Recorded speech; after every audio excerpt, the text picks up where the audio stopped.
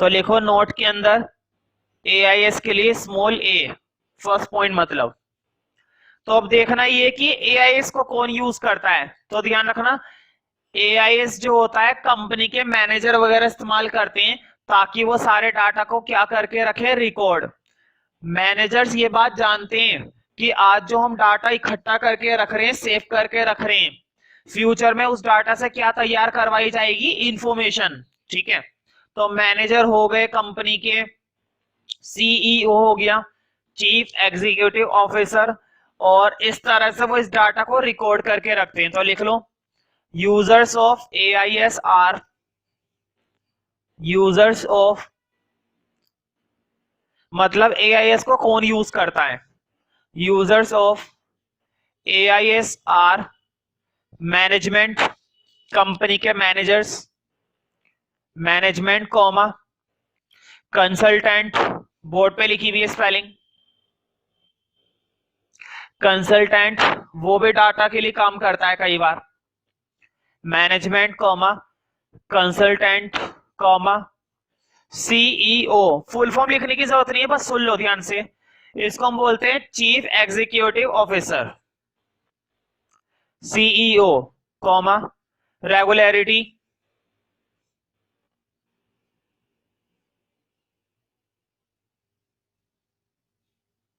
Regularity and tax authority.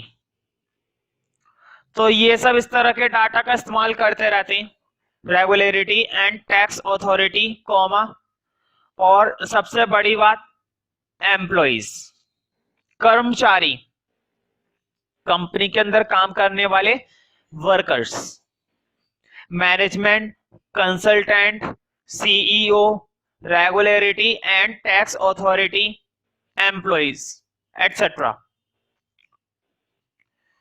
तो अब देखना ये कि जो एआईएस होता है उसके कितने कंपोनेंट होते हैं, मतलब एआईएस प्रोसेस कितने पार्ट में खत्म हो जाता है। ठीक है, तो नोट के अंदर ही चल रहा है, ए पॉइंट तुमने लिखा था, अब नोट के अंदर ही बी पॉइंट लिखो। लिखो there are mainly 5 components, there are mainly 5 components of AIS, there are mainly 5 components of AIS. लिख लो दैट इज पीपल, सबसे पहले तो लोग, फिर procedure,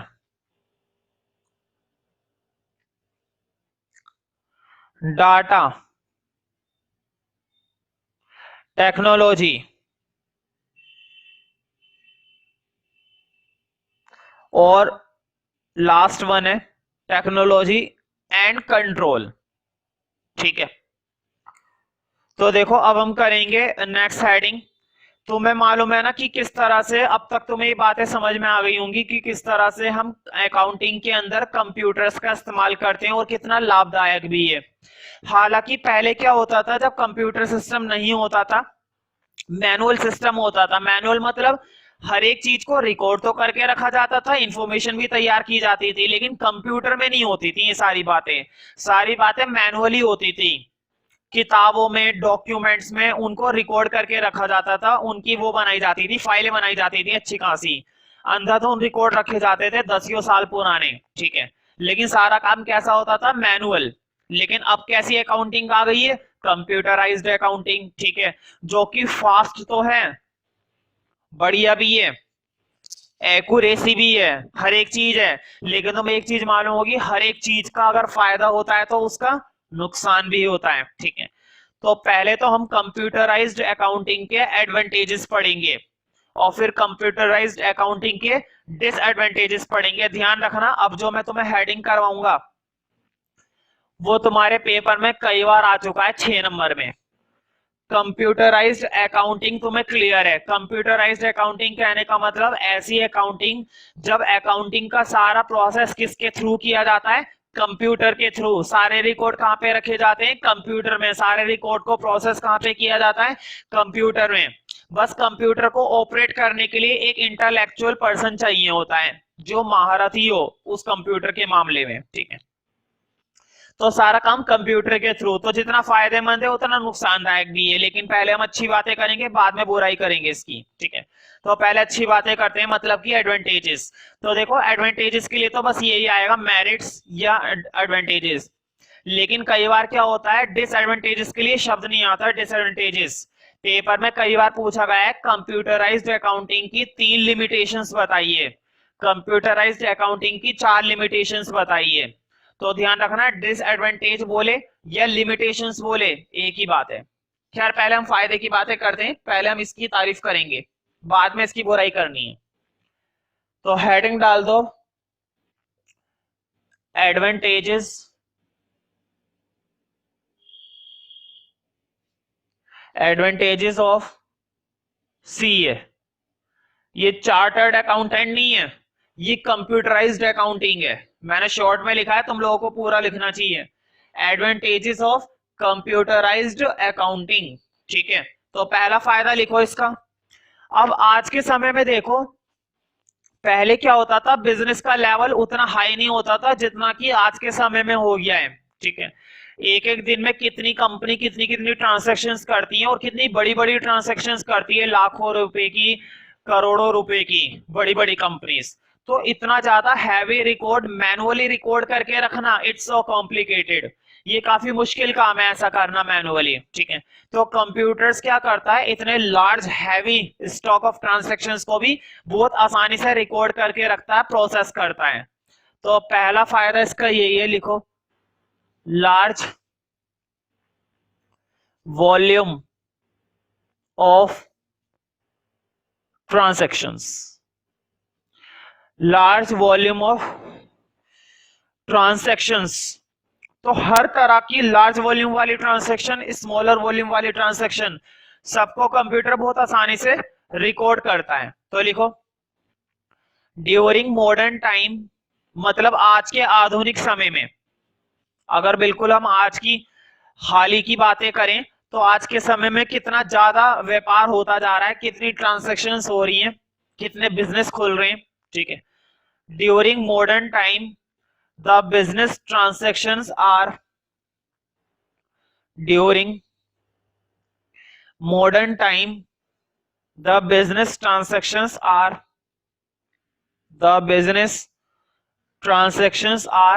normally large. Business transactions are normally large in volume, normally large in volume, normally large in volume। मतलब उनका जो वॉल्यूम होता है ट्रांजैक्शंस का, वो अक्सर लार्ज होता है, मतलब बड़ी बड़ी ट्रांजैक्शंस। यहाँ पर लार्ज का मतलब कई तरह से, लार्ज का मतलब यहाँ पर ये भी है, नंबर ऑफ ट्रांजैक्शंस बहुत हो रही हैं, एक एक दिन में कितनी कितनी ट्रांजैक्शंस हो रही हैं, ठीक है। और लार्ज का मतलब यहाँ पर भी है कि जो ट्रांजैक्शंस है वो काफी हैवी है, मतलब बड़ी बड़ी ट्रांजैक्शंस अमाउंट में, ठीक है। लार्ज इन वॉल्यूम, हाँ फुल स्टॉप के बाद लिखना द कंप्यूटराइज्ड सिस्टम, बोर्ड पे लिखी हुई स्पेलिंग शॉर्ट में, the computerised system store and process. वो क्या करता है, हर प्रकार की लार्ज इंफॉर्मेशन को भी बहुत आसानी से स्टोर करता है और उन पर प्रोसेस करता है, काम करता है मतलब उन पर। The computerised system store and process such transactions. Computerised system store and process such transactions, store and process such transactions with speed and accuracy, such transactions with speed and accuracy। तुम सोच रहे होंगे कि एक्यूरेसी का क्या मतलब है, ध्यान रखना, एक्यूरेसी का मतलब होता है काम जो कर रहे हो बिल्कुल सही तरीके से हो रहा है, ठीक है, कहीं पर भी गलती की कोई संभावना नहीं है। हालांकि तुम सोच रहे होंगे कंप्यूटराइज में भी तो गलती हो सकती है, लेकिन ध्यान रखना अभी हम बात कर रहे हैं एडवांटेजेस की, वो हम बात करेंगे लिमिटेशन के अंदर। अभी बुराई नहीं कर सकते, अभी तुम केवल एक्यूरेसी अच्छी बातों की बात कर रहे हैं, ठीक है। गलती हो सकती है, लेकिन वो गलती वाली बात हम करेंगे डिसएडवांटेजेस में, और अभी चल रहा है advantages. The computerised system store and process such transactions with speed and accuracy, with speed and accuracy. ठीक है, तो देखो सेकंड और इंपॉर्टेंट, क्योंकि वर्ड काफी अलग है, स्केलेबिलिटी।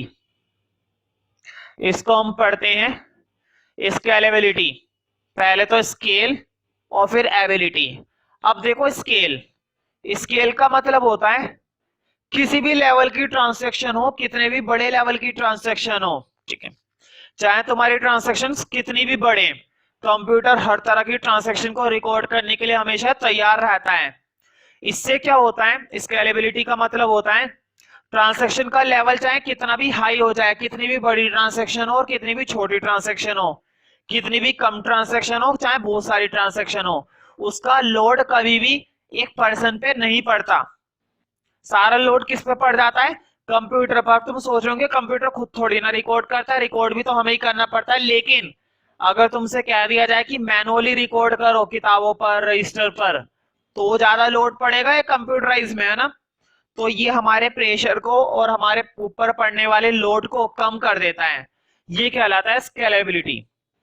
तो इसके लिए लिखो थोड़ा सा, द कंप्यूटराइज मतलब सारा लोड वो खुद ही ले लेता है, खुद हैंडल कर लेता है अपने आप। ठीक है, the computerised system is scalable, the computerised system is scalable, board पे लिखा हुआ है scalable. The computerized system is scalable to handle, is scalable to handle growing transactions, to handle growing transactions, to handle growing transactions, which means मतलब growing transactions का मतलब है जितनी भी बढ़ती हुई ट्रांजैक्शंस हैं, जितना भी आज के समय में व्यापार बढ़ रहा है, उन सबको ये स्केलेबल कर लेता है, उन सबके लोड को खुद ही ले लेता है। To handle growing transactions which means it reduce, इसका मतलब ये हुआ कि ये हमारे ऊपर पड़ने वाले प्रेशर को, हमारे ऊपर पड़ने वाले लोड को रिड्यूस कर देता है। रिड्यूस का मतलब कम कर देता है, विच means it reduce the load or pressure, which means it reduce, which means it reduce the load or pressure, load or pressure और amount of work। हमें भी इतना वर्क नहीं करना पड़ता, हमारा वर्क धीरे धीरे क्या हो जाता है, कम। ठीक है, बट जाता है, आधा काम कंप्यूटर कर देता है, आधा हमें करना पड़ता है। और जब मैनुअल होता था तो हर तरह का काम हमें ही करना पड़ता था, कैलकुलेशन वगैरह से लेकर सब चीजें हमें ही करनी पड़ती थी। अब तो कंप्यूटराइज आधा काम कर लेता है। ठीक है, इट रिड्यूस द लोड और प्रेशर और अमाउंट ऑफ वर्क। तो इस तरह से जो कंप्यूटराइज सिस्टम होता है वो काफी स्केलेबल होता है एक पर्सन के लिए। तो तीसरा पॉइंट देखते हैं। तीसरा पॉइंट कुछ खास है, खास सिर्फ इसलिए क्योंकि हम अकाउंटिंग की बात कर रहे हैं, वरना कंप्यूटर के मामले में तो वो पॉइंट बहुत नॉर्मल है। तुम्हें मालूम होगा कंप्यूटर मतलब रिकॉर्ड सेव करके रखना, मतलब छुपा कर रखना, सिक्योरिटी। ठीक है, तो ये कंप्यूटर की बहुत आम विशेषता है सिक्योरिटी। जो भी तुम रिकॉर्ड रख रहे हो बहुत आसानी से सिक्योर किया जा सकता है बाय बिकॉज ऑफ पासवर्ड। हर एक चीज को सिक्योर किया जा सकता है, कंप्यूटर के अंदर रखने वाली हर एक चीज को सेव किया जा सकता है। तो कंप्यूटर के लिए तो बहुत आम बात है ये, लेकिन अकाउंटिंग के अंदर इस बात का इस्तेमाल किया जाएगा तो सोचो कितना इफेक्टिव होगा। तुम्हारे रिकॉर्ड्स, तुम्हारे सारे लीगल रिकॉर्ड्स अगर कंप्यूटर में सेव हैं तो वो पूरी तरह से सेफ हैं। मैनुअली ये काम नहीं हो पाता है, लेकिन कंप्यूटराइज में ये काम बहुत ही अच्छे से होता है, सिक्योरिटी। तो तीसरी और खास विशेषता लिखना सिक्योरिटी। खास इसलिए क्योंकि अकाउंटिंग की बात हो रही है, वरना कंप्यूटर के लिए सिक्योरिटी वाली बात तो नॉर्मल है। तो सिक्योरिटी कोई बहुत बड़ी बात नहीं होती कंप्यूटर के लिए, लेकिन अकाउंटिंग में कंप्यूटर का इस्तेमाल कर रहे हैं तो वहां पर ये बात काफी इफेक्टिव है कि सारे रिकॉर्ड बिल्कुल सेफ हैं। और अगर रिकॉर्ड पासवर्ड वगैरह कुछ भूल जाए या कुछ हो जाए तो इतने सेफ है कि हम भी नहीं देख पाएंगे। तो सिक्योरिटी के लिए लिखो the data is safe under this system, the data is safe. Data जो होता है वो सेफ होता है इस सिस्टम में हमेशा, जो कि बात हमें मैनुअली में बिल्कुल भी नहीं मिल पाती। The data is safe under this system, the data can be kept, the data can be kept. Kept का मतलब होता है रखना, मतलब डाटा इसमें बिल्कुल सुरक्षित रखा जाता है। The data can be kept secure, secure मतलब सुरक्षित। The data can be the data can be kept secure by a password. उसको सिक्योर रखा जाता है किसकी हेल्प से? Password. The data can be kept secure by a password, the data can be kept secure by a password. ठीक है। चौथा, अब मैनुअल में क्या होता था, अगर कोई बात हमें अपडेट करनी है या किसी में कोई चेंज करना है तो तुम्हें मालूम है मैनुअल में तो कट करना पड़ेगा, सारा नया बनाओ बिल्कुल, है ना। लेकिन कंप्यूटर में अपडेट करना, चेंज करना, माइनर चेंज हो गए, मेजर चेंज हो गए, बहुत आसानी से हो सकते हैं। बैक स्पेस दबाओ, दोबारा से उसे कर दो, कुछ भी कटिंग नहीं करनी, केवल उसी पोर्शन को कट करो, नया टाइप कर दो। ठीक है। तो कंप्यूटर में तो अपडेट करना बहुत आसान काम है, चेंजेस करना बहुत आसान काम है, लेकिन मैनुअल में ये तो बहुत खतरनाक काम है, पूरा बदलना पड़ेगा सब। तो लास्ट पॉइंट, लास्ट तो नहीं, अपडेटिंग, फोर्थ पॉइंट लिखना अपडेटिंग। तो लिखो updating and treatment of wrong transactions. अगर तुमने जल्दबाजी में कोई गलत ट्रांजैक्शन डाल दी है या कुछ गलत रिकॉर्ड डाल दिया है तो तुम वो बहुत आसानी से बदल सकते हो, लेकिन मैनुअल में ये काम इतनी आसानी से नहीं होता, क्योंकि एक भी कटिंग नहीं होनी चाहिए रिकॉर्ड में, चाहे काम मैनुअल हो चाहे कंप्यूटराइज्ड हो। कंपनी के रिकॉर्ड होते हैं, कटिंग नहीं होनी चाहिए। अगर मैनुअल में कटिंग करनी है तो पूरा कट करके नया बनाना पड़ेगा। तो लिखो updating and treatment of wrong transactions, updating and treatment of wrong transactions, wrong transactions are easily done, are easily done। तो बहुत आसानी से काम किया जा सकता है ये तो, ठीक है, इसमें कोई बहुत बड़ी बात नहीं है। अब देखते हैं इसके कुछ नुकसान। बहुत हमने इसकी तारीफ कर ली, अब जरा बुराई पीटने का टाइम है।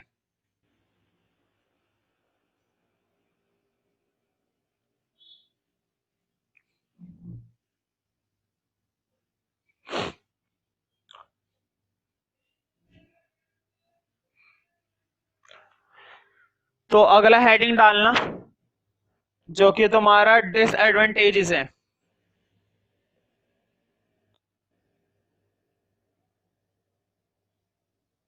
डिसएडवांटेजेस और ब्रैकेट में लिख लेना लिमिटेशंस। लिमिटेशंस का मतलब होता है कमियां, मतलब इस मेथड में, कंप्यूटराइज सिस्टम में मैनुअल सिस्टम के मुकाबले क्या क्या कमी है। भाई कमी तो जरूर होगी, एक चीज की जितनी खासियत होती है उतनी उसकी कमियां भी होती हैं। ठीक है, बुराई और अच्छाई दोनों साथ साथ चलते हैं। डिसएडवांटेजेस मतलब लिमिटेशंस, क्योंकि इस वर्ड से ज्यादातर आया है पेपर में, इस नाम से तो बहुत ही कम आता है। डिसएडवांटेजेस एक्सप्लेन करने को आता है, explain any two limitations of computerised system. ठीक है, तो वो तुम्हें एक्सप्लेन करने को आता है, तो लिख लेना डिसएडवांटेजेस ऑफ सीए। मैं फिर से वही बोलूंगा, सीए का मतलब यहाँ पर चार्टर्ड अकाउंटेंट नहीं है, यहाँ पर सीए का मतलब है कंप्यूटराइज्ड अकाउंटिंग। ठीक है, तो फर्स्ट पॉइंट लिखो जो कि खास बात है। मुझे बताओ, पूरे साल भर का डाटा रिकॉर्ड करके रखा था एक अकाउंटेंट ने, दिन प्रतिदिन उस डाटा को रिकॉर्ड करके रखा, रोज मेहनत करी, रातों दिन दबकर काम करा, लेकिन ऐसा वायरस आया कि डाटा करप्ट हो गया सारा। अब फाइल खोल रहे हैं तो लिखा हुआ आता है फाइल इज करप्टेड, तो क्या होगा फिर? और कंप्यूटर में ऐसी बातें होना नॉर्मल बात है, ठीक है। तो पहली सबसे बड़ी दिक्कत है डाटा करप्शन, और अक्सर ऐसा हो जाता है, ठीक है। डाटा के साथ क्या, कंप्यूटर के अंदर किसी भी तरह की फाइल अगर सेव है, किसी में भी कुछ भी हो सकता है, ठीक है। That is called data corruption, और इसको तुम रोक नहीं सकते क्योंकि मशीन है, ऐसा होना आम बात है। इसको कंट्रोल किया जा सकता है, इसको खत्म नहीं किया जा सकता। अभी तक ऐसा कोई एंटीवायरस नहीं है ना जो इस चीज को खत्म कर दे बिल्कुल, ठीक है। कंट्रोल करता है हर तरह का एंटीवायरस, खत्म नहीं करता कभी भी। तो लिखो data corruption.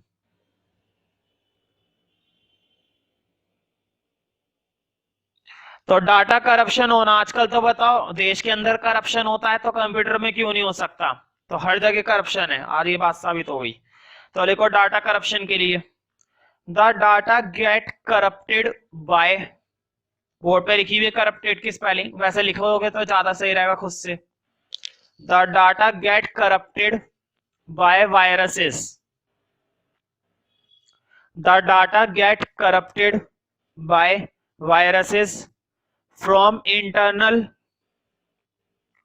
from the data get corrupted, the data get corrupted by viruses from, sorry internal मत करना, लिखो the data get corrupted by viruses from, internal नहीं था इंटरनेट था, from internet,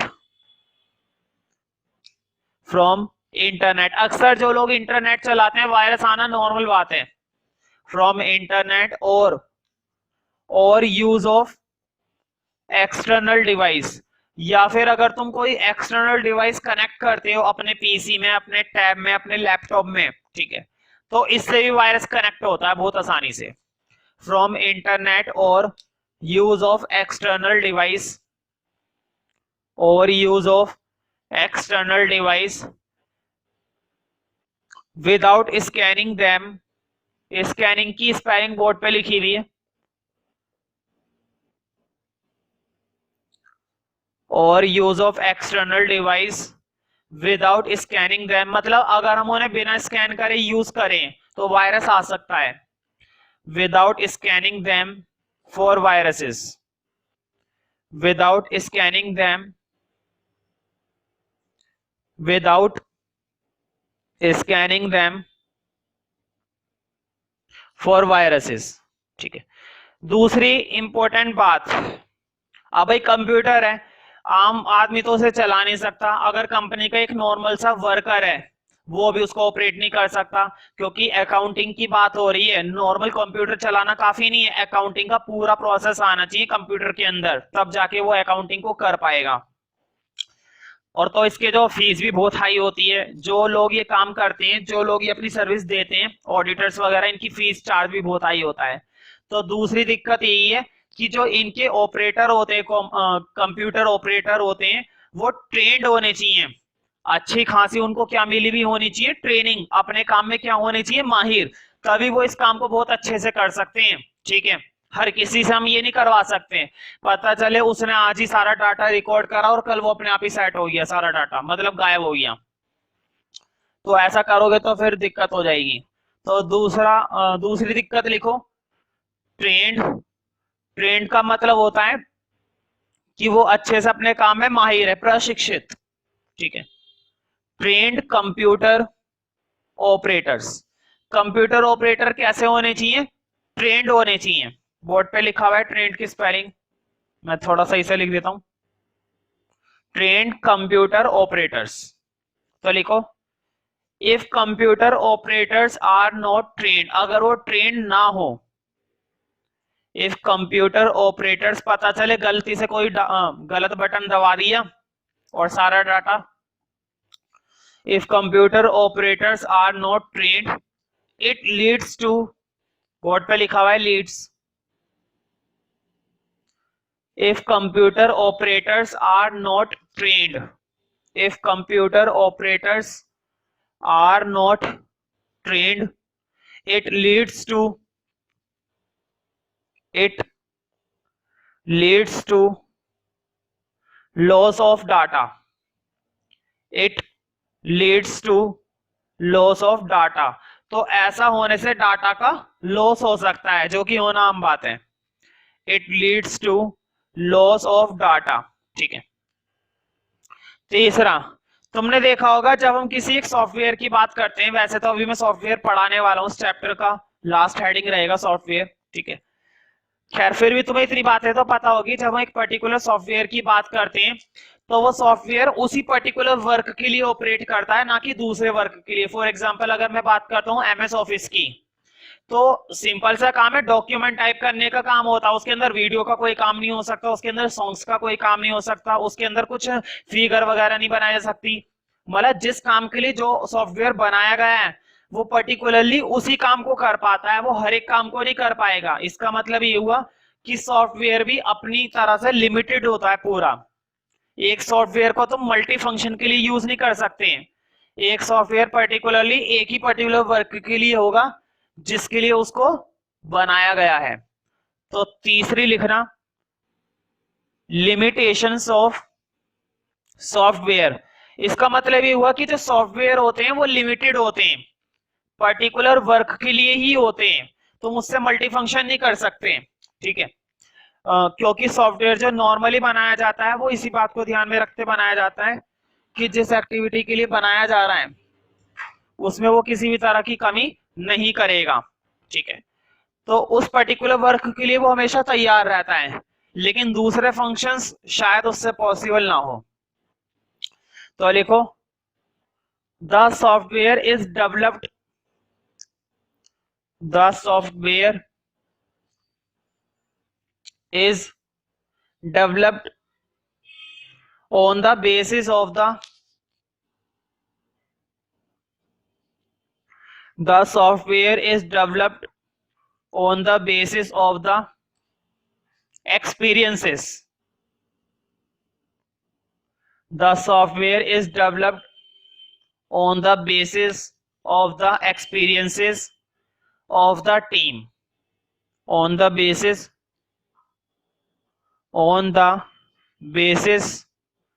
of the experiences, on the basis of experiences of the team।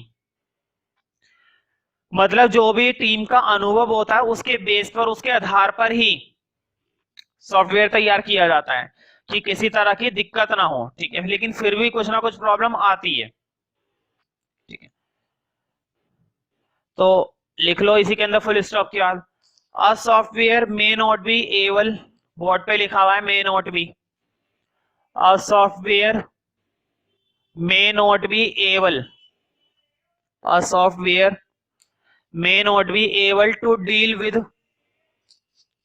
may not be able to deal with a specific problem, to deal with a specific problem।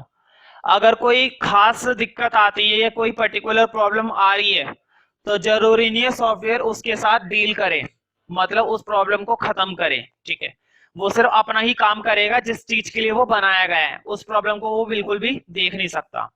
A software may not be able to deal with a specific problem, to deal with a specific। हम start करेंगे accounting software. पहली बात तो ये है कि accounting software जो अब हेडिंग है वो इस चैप्टर का लास्ट हेडिंग है। दूसरी बात, इस चैप्टर से ये सबसे इंपॉर्टेंट हेडिंग है, अब तक कई सालों से लगातार पूछा जाने वाला टॉपिक है सॉफ्टवेयर। एक तो तुम्हारा रेडीमेड सॉफ्टवेयर और एक टेलर मेड सॉफ्टवेयर और एक ये तुम्हारा कस्टमाइज्ड सॉफ्टवेयर। तीनों सॉफ्टवेयर अब तक कई बार पूछे जा चुके हैं 6-6 नंबर में। ठीक है। तो उस हिसाब से काफी इंपॉर्टेंट है। ये लगा लो कि इस चैप्टर का ये वाला पार्ट और इस चैप्टर का बाकी का सारा पार्ट सब एक तरफ। तो तुम अंदाजा लगा सकते हो कितना इंपॉर्टेंट और कितना छोटा और लास्ट टॉपिक। तो तुम्हें हेडिंग डालना है अकाउंटिंग सॉफ्टवेयर्स, अकाउंटिंग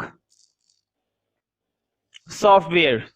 देखो वैसे तो जब हम कंप्यूटर की बात करते हैं तो एक कंप्यूटर को ऑपरेट करने के लिए या फिर एक कंप्यूटर ठीक तरह से काम करे उसके लिए कई तरह के सॉफ्टवेयर बनाए गए हैं। दूसरी बात ये सभी की लोगों की अपनी अपनी कंडीशंस के अकॉर्डिंग सॉफ्टवेयर बनाए गए हैं। फॉर एग्जांपल कंपनी के लिए टैली हो गया, एक्स हो गया, बहुत सारे सॉफ्टवेयर ऐसे बनाए गए। कंपनी के अंदर जैसे प्रोफेशनल वर्क वगैरह है, डॉक्यूमेंट टाइप करना है, एमएस वर्ड हो गया, बहुत सारी चीजें हैं शॉर्टकट टाइप जो इस्तेमाल की जाती हैं।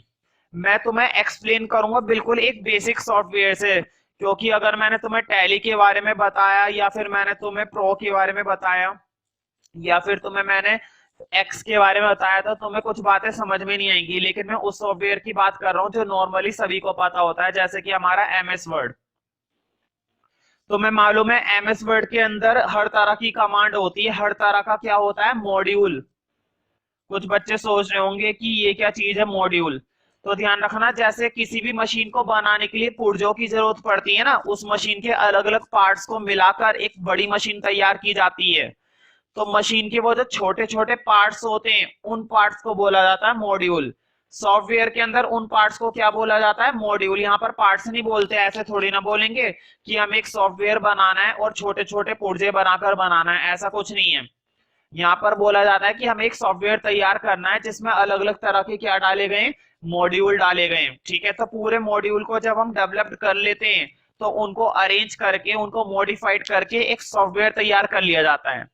अब देखो एमएस वर्ड में बहुत सारी कमांडें होती हैं, बहुत सारे मॉड्यूल होते हैं। इसके अंदर मैथ्स का पार्ट भी होता है, इक्वेशंस टाइप, इसके अंदर डॉक्यूमेंट टाइप भी होता है, इसके अंदर पिक्चर वगैरह भी होता है, फोटो वगैरह।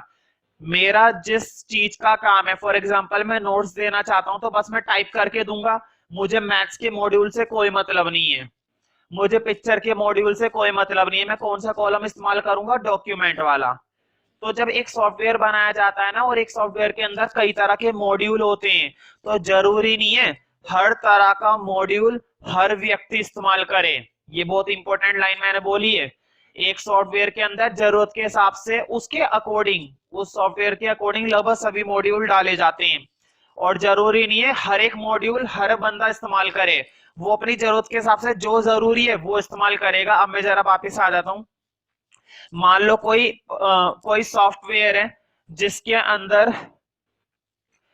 अंदर पेरोल मॉड्यूल है। अब तुम सोच रहे होंगे पेरोल क्या है और ये कौन सा सॉफ्टवेयर है। सॉफ्टवेयर छोड़ो, बस ये सोचो कि कोई सॉफ्टवेयर है और उसके अंदर कोई पेरोल मॉड्यूल है। हाँ, मैं इस मॉड्यूल के बारे में बता देता हूँ। ये एक ऐसा मॉड्यूल होता है, मान लो कंपनी के अंदर हजारों वर्कर काम कर रहे हैं, 85,000 वर्कर काम कर रहे हैं, और हर एक वर्कर को कितनी सैलरी पे करनी है, मैनेजर्स को कितनी सैलरी पे करनी है, उसके नीचे के वर्कर को कितनी सैलरी पे करनी है।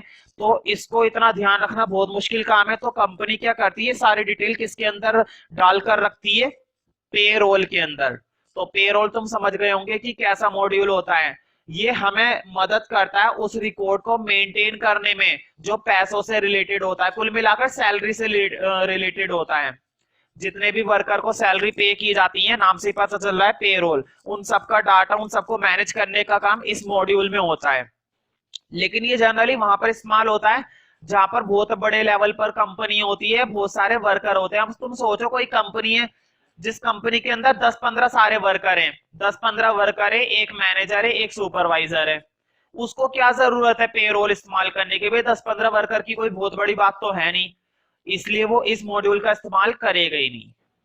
तो जो सॉफ्टवेयर होता है जरूरी नहीं है उसके हर मॉड्यूल का इस्तेमाल कंपनी में हो या उस बंदे के द्वारा हो जिस बंदे ने सॉफ्टवेयर को परचेज किया है। ठीक है, तो इस तरह के सॉफ्टवेयर कहलाते हैं रेडी मेड सॉफ्टवेयर। नाम से पता चल रहा है रेडीमेड। ये सॉफ्टवेयर क्या होते हैं, बने बनाए सॉफ्टवेयर होते हैं, इसमें तुम्हें कुछ भी परिवर्तन करने की जरूरत नहीं होती। ये बिल्कुल जनरल सॉफ्टवेयर होते हैं, हर व्यक्ति इस्तेमाल कर सकता है। और जरूरी नहीं है इन सॉफ्टवेयर का हर एक मॉड्यूल हर व्यक्ति इस्तेमाल करे। हो सकता है मेरे काम का कोई मॉड्यूल ना हो तो मैं उसे इस्तेमाल नहीं करूंगा, लेकिन तुम ये नहीं कह सकते कि आप एक काम करो उस मॉड्यूल को निकाल दो। अगर तुम उस सॉफ्टवेयर में चेंज करवाना चाहते हो ना, अगर तुम वो मॉड्यूल निकलवाना चाहते हो निकल जाएगा, कोई दिक्कत नहीं, निकल जाएगा। लेकिन फिर वो रेडीमेड सॉफ्टवेयर नहीं रहेगा, फिर वो कौन सा सॉफ्टवेयर बन जाएगा, कस्टमाइज्ड, जो कि तुम्हारा अगला हेडिंग है। तुमने कहा यार ये मॉड्यूल भी परेशान कर रहा है, ये मॉड्यूल भी परेशान कर रहा है, कितना निकालोगे, एक काम करो नया सॉफ्टवेयर बना दो। बिल्कुल हमारी जरूरत के हिसाब से बिल्कुल फ्रेश एक नया सॉफ्टवेयर डेवलप करो हमारी रिक्वायरमेंट के अकॉर्डिंग। फिर वो कस्टमाइज भी नहीं रहेगा, क्योंकि कस्टमाइज का मतलब होता है रेडीमेड के अंदर थोड़ा बहुत चेंज करना। लेकिन तुम कह रहे हो पूरी तरह से एक नया डेवलप करो, तो फिर वो एक नया सॉफ्टवेयर जो बनेगा उसको हम बोलते हैं टेलर मेड सॉफ्टवेयर। समझ गए ना तीनों का मतलब? ये तो बिल्कुल जनरल सॉफ्टवेयर है, नॉर्मल सी रिक्वायरमेंट को पूरा कर देता है। लेकिन अगर कोई चीज तुम्हें चेंज करवानी है इस सॉफ्टवेयर के अंदर, तो फिर वो सॉफ्टवेयर बनेगा कस्टमाइज सॉफ्टवेयर।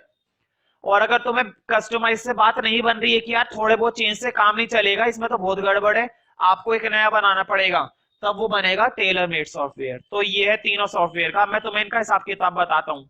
बताओ, बना बनाया सॉफ्टवेयर था, जाओ खरीदो इस्तेमाल करो, है ना?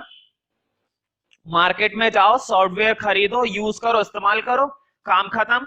बताओ, क्या कोई खास कॉस्ट आएगी इसकी? कुछ कॉस्ट नहीं आएगी, तुमने कुछ चेंजेस नहीं करा है। लेकिन अगर तुम्हें कोई मॉड्यूल परेशान कर रहा है, मतलब जो मॉड्यूल तुम्हारे काम का नहीं है, तुम उस मॉड्यूल को निकलवाना चाहते हो, फ्री में तो निकलेगा नहीं, थोड़ा पैसा लगता है, खर्चा होएगा।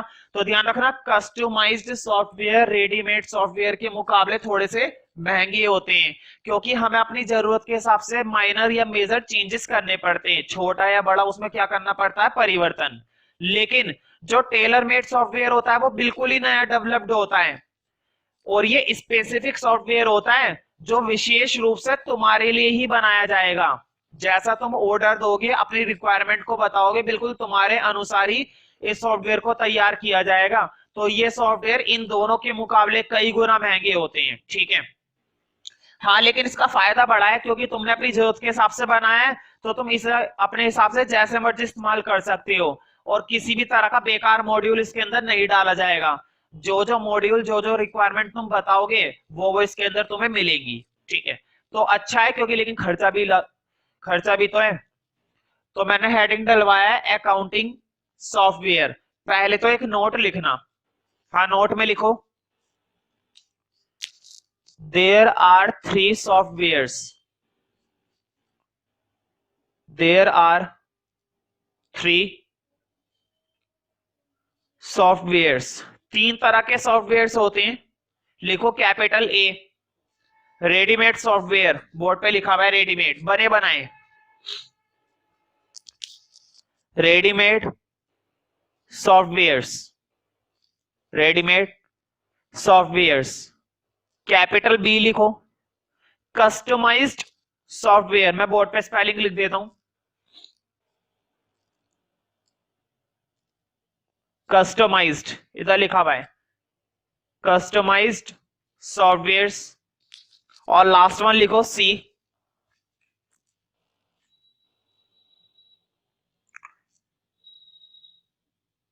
Taylor made softwares, tailor made softwares, readymade softwares, customised softwares, tailor made softwares. तो ये तीन तरह के सॉफ्टवेयर्स होते हैं जो अक्सर अपने अपने पर्पस के अकॉर्डिंग इनका इस्तेमाल किया जाता है, ठीक है?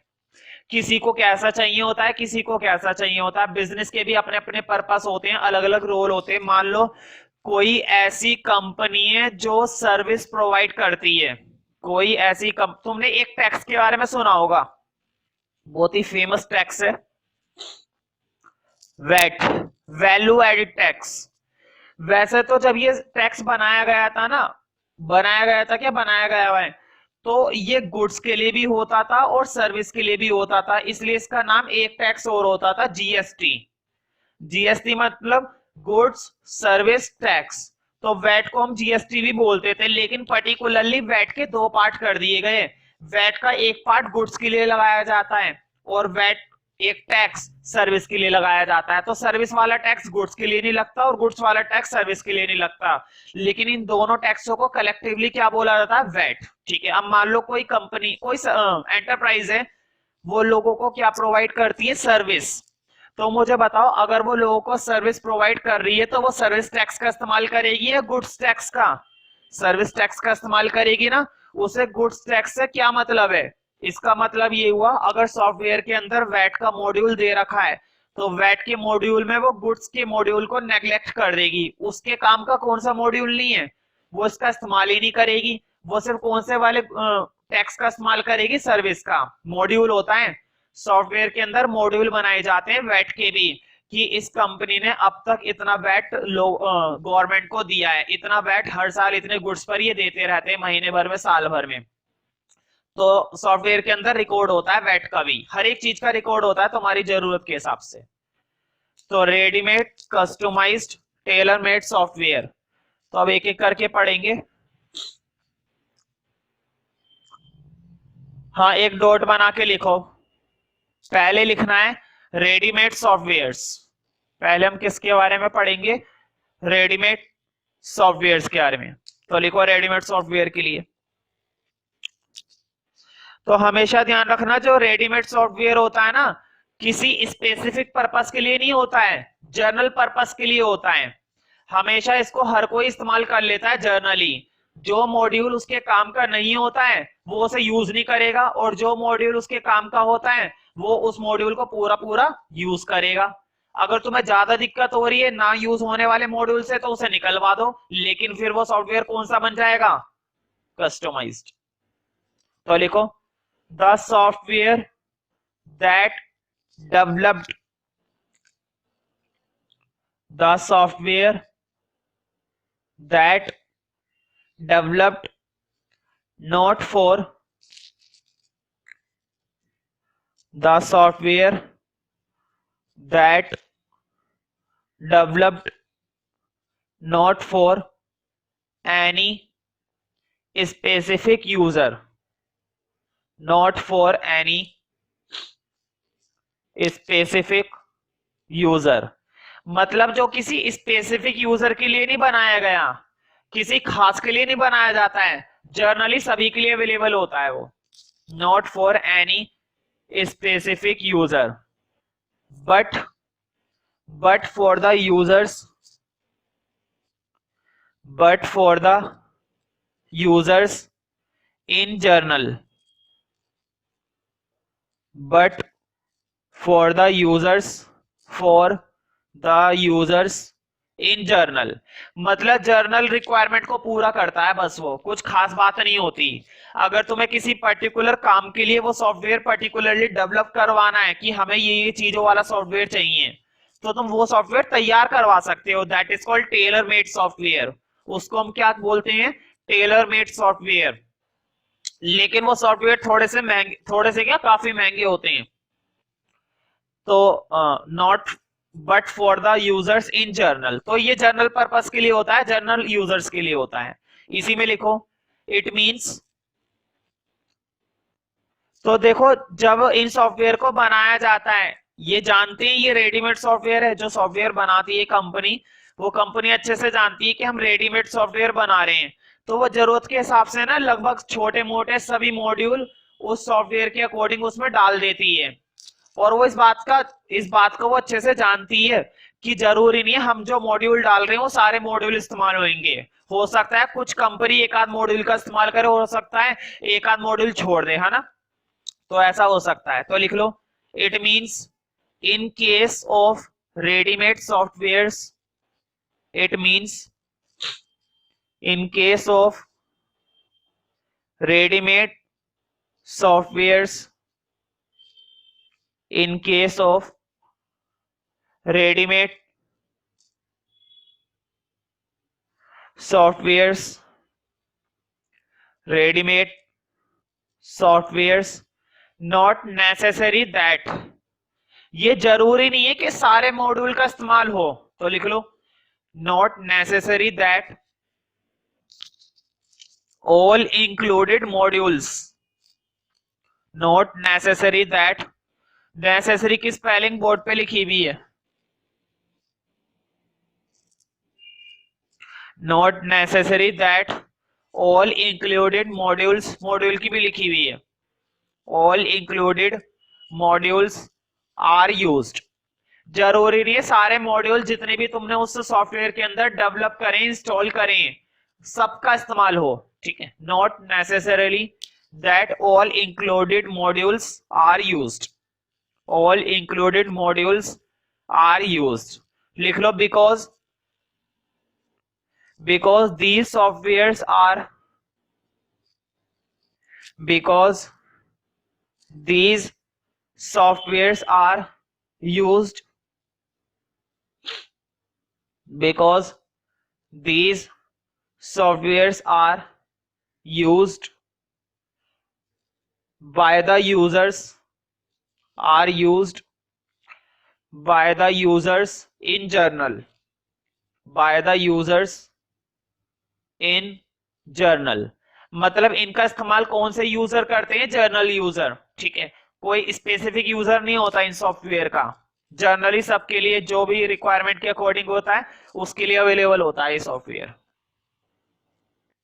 क्योंकि ये बने बनाए शॉप्स पर मिल जाते हैं, डायरेक्ट जाओ अपनी जरूरत के हिसाब से ढूंढो और खरीद लो, इसलिए इन सॉफ्टवेयर को ये भी बोला जाता है on the shelf software. On the shelf कहने का मतलब शेल्फ पर तुम्हें मिल जाएंगे, ओन है। ठीक है, और जो मैं बोलूंगा ना टेलर मेड सॉफ्टवेयर और कस्टमाइज सॉफ्टवेयर, उनको बोला जाता है of the shelf software. Of the shelf मतलब तुम्हें खुद अपने हिसाब से बनवाने पड़ते हैं, तो वो बने बनाए नहीं होते।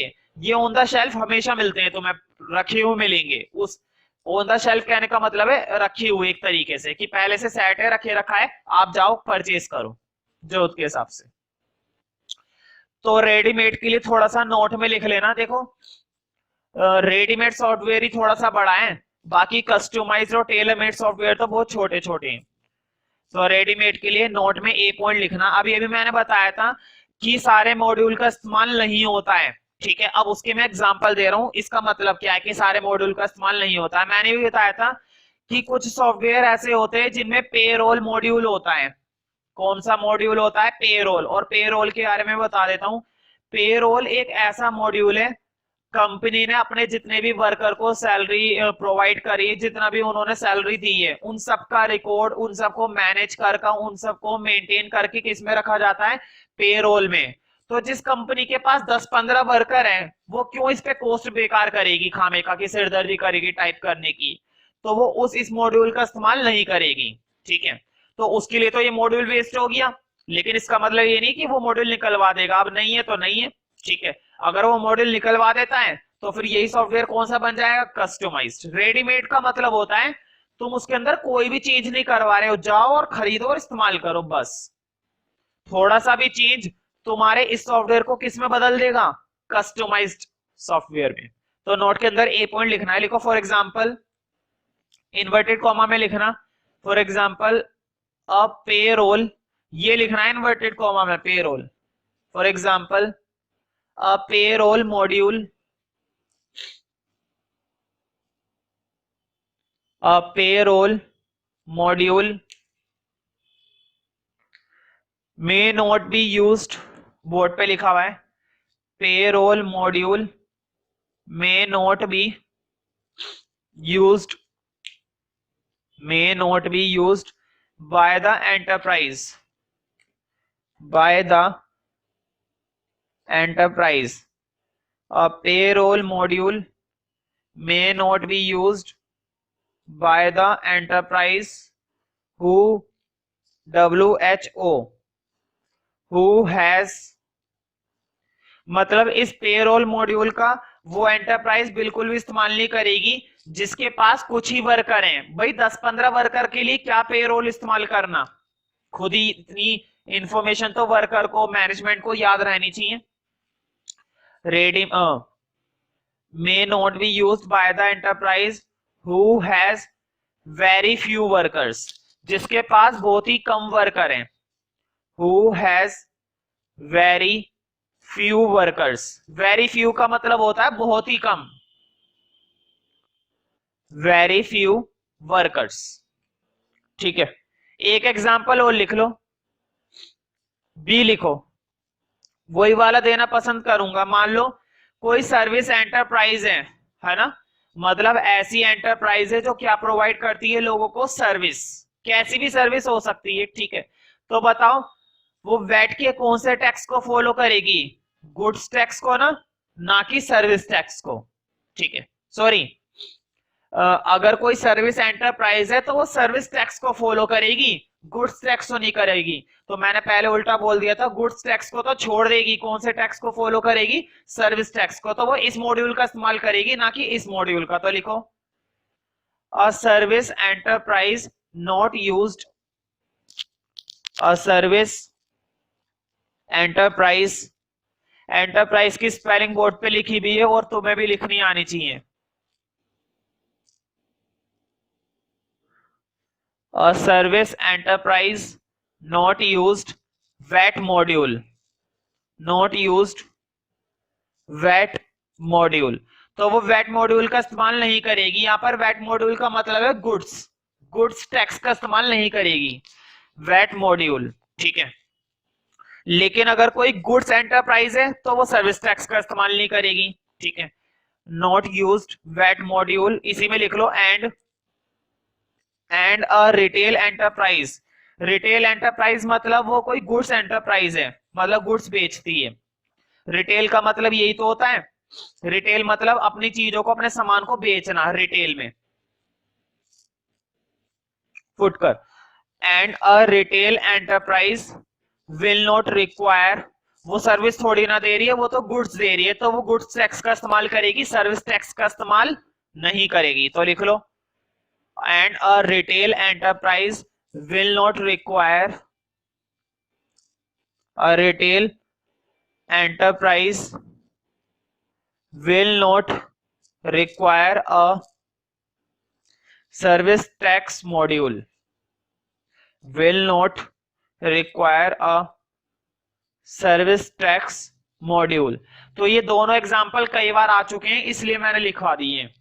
And a retail enterprise will not require service tax module, मतलब कोई गुड्स एंटरप्राइज है तो वो सर्विस टैक्स मॉड्यूल का इस्तेमाल नहीं करेगी, अगर कोई सर्विस एंटरप्राइज है तो वो वेट मॉड्यूल का इस्तेमाल नहीं करेगी, ठीक है। वो अपने हिसाब से करती है। अब कुछ रेडीमेड सॉफ्टवेयर लिख लो जो अक्सर प्रोफेशनल कामों के लिए इस्तेमाल किए जाते हैं, ठीक है। हम अकाउंटिंग की बात कर रहे हैं तो मैं वही सॉफ्टवेयर लिखवा रहा हूं, वरना तो सॉफ्टवेयर बहुत हैं। सी, ऐसा नहीं सिर्फ यही होते हैं रेडीमेड, और भी बहुत सारे होते हैं। तो लिखो some famous readymade softwares are, some famous readymade softwares are, some famous readymade softwares are, readymade softwares are, लिख लो टैली, बहुत ही पॉपुलर, जो सबसे ज्यादा इस्तेमाल होता है, टैली कॉमा एक्स। ये होते क्या है, इनका काम क्या होता है, ये मुद्दा नहीं है, मुद्दा ये कि ये सॉफ्टवेयर है रेडीमेड, वो भी ठीक है। हम कंप्यूटर से अकाउंटिंग पढ़ रहे हैं, सॉफ्टवेयर से नहीं पढ़ रहे, तो सॉफ्टवेयर तो सिर्फ एक हेडिंग है। कंप्यूटर कंप्लीट होता तो हम सॉफ्टवेयर जरूर पढ़ते, ये सारे होते क्या और ये कैसे काम करते हैं। टैली एक्स कॉमा बिजी, ये बिजी लिखा हुआ है, busy and professional, busy and professional accountant, busy and professional accountant, ये एक ही सॉफ्टवेयर होता है। बिजी एंड प्रोफेशनल अकाउंटेंट, नाम से ही पता चल रहा है किस पर्पस के लिए इस्तेमाल होता होगा, accountancy. Busy and professional accountant, busy, वैसे तो ये टैली से भी बढ़कर होता है, बहुत कई कितने मामलों में टैली से बहुत बढ़िया होता है बिजी एंड प्रोफेशनल अकाउंटेंट, लेकिन टैली जब से आया तब से टैली ही अप्लाई किया जाता है हर तरह की अकाउंटेंसी में। तो ध्यान रखना, कई बार पूछा गया है सबसे ज्यादा इस्तेमाल होने वाले रेडीमेड सॉफ्टवेयर का नाम बताइए, तो तुम्हें आंसर लिख देना है टैली। इस बात के लिए क्लास पॉइंट लिख लो डी।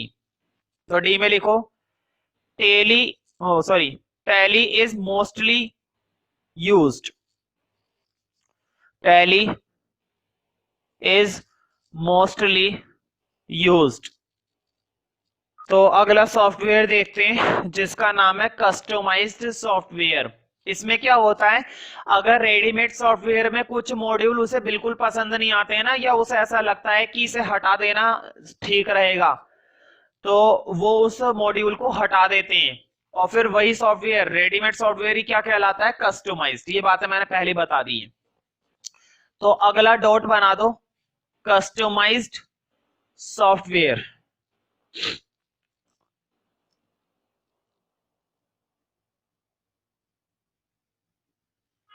कस्टमाइज्ड,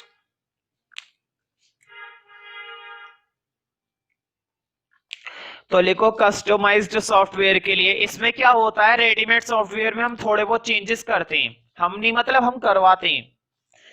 लिखो for customized software, for customized software making changes, making changes in the readymade software, in the readymade software. मतलब जो बने बनाए सॉफ्टवेयर होते हैं उसमें एक कंपनी क्या करवाती है, चेंजेस अपनी जरूरत के हिसाब से, जो भी उसकी जरूरत होती है, जो भी उसकी रिक्वायरमेंट होती है। तो लिख लो making changes in the readymade software according to their requirements, according to their requirements, making changes, making changes according to their requirements, making changes in the ready-made software according to their requirement। एक example लिख लो, लिखो for example the design of the invoice, board पे लिखी हुई invoice, the design of the invoice is changed, मतलब किसी भी तरह का चेंज करवा सकते हैं वो, उसमें क्या है, the design of the invoice is changed, the design of invoice is changed. ठीक है, लिख लो। इसमें क्या होता है, तो जो भी उसकी स्पेसिफिक रिक्वायरमेंट होती है ना, जो बंदा उस सॉफ्टवेयर का इस्तेमाल करने वाला है, उसकी अगर कोई खास जरूरत होती है, उसकी वो खास जरूरत पूरी हो जाती है। जो मॉड्यूल निकलवाना है निकलवा दो, और जो मॉड्यूल डलवाना है वो तुम डलवा सकते हो। ठीक है, तो लिख लो to complete the specific requirement, to complete the, मतलब वो अपनी खास जरूरतों को पूरा करने के लिए ऐसा करते हैं। To complete the specific requirement, to complete the specific requirement the users can modify, the users can modify, modify का मतलब होता है परिवर्तन करना, मतलब वो सॉफ्टवेयर में क्या करते हैं, परिवर्तन, चेंज कर देते हैं। The users can modify all the readymade softwares, the users can modify all the ready-made softwares, all the ready-made softwares। हाँ, नोट के अंदर लिख लो, एक पॉइंट लिखना है बस, छोटा सा पॉइंट है। तो मुझे बताओ, चेंजेस करवा रहे हैं, कोई दुकानदार बेवकूफ थोड़ी ना बैठा फ्री में कर देगा जो भी, ठीक है, खर्चा आता है कुछ। तो लिखो, स्मॉल ए में लिखना नोट के अंदर, लिखो देयर इज सर्टेन कॉस्ट, यहां पर कुछ कॉस्ट होती है इस काम की, फ्री का काम नहीं चल रहा। There is certain cost to make the changes, there is certain cost to make the changes, मतलब चेंजेस करने के लिए कुछ कॉस्ट तुम्हें चुकानी पड़ेगी, उसके बिना तुम्हें मजा नहीं आएगा। There is certain cost to make the changes in the readymade softwares, in the ready-made softwares,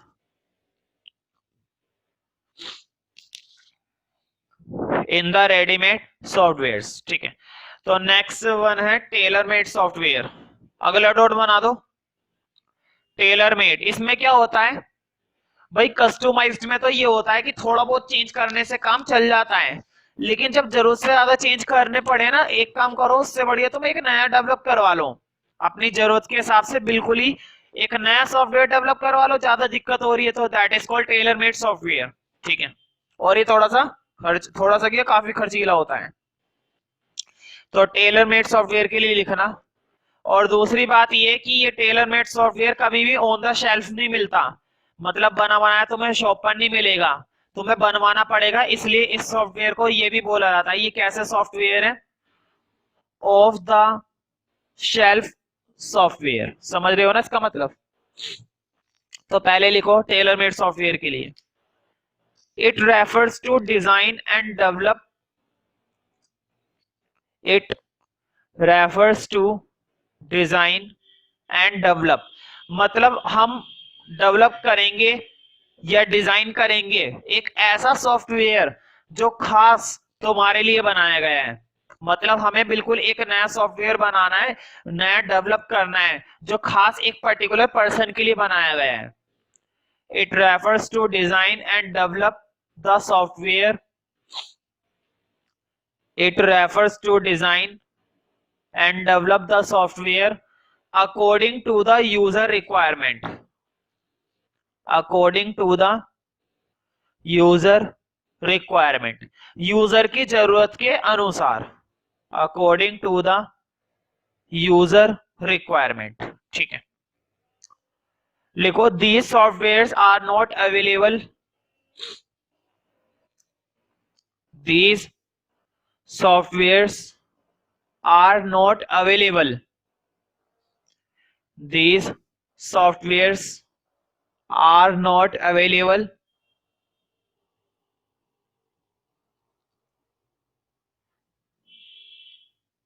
are not available off the shelf, are not available off the shelf because they are developed particularly, because they are developed particularly for the specific user, for the specific user, because they are developed particularly for the specific user। मतलब mainly ये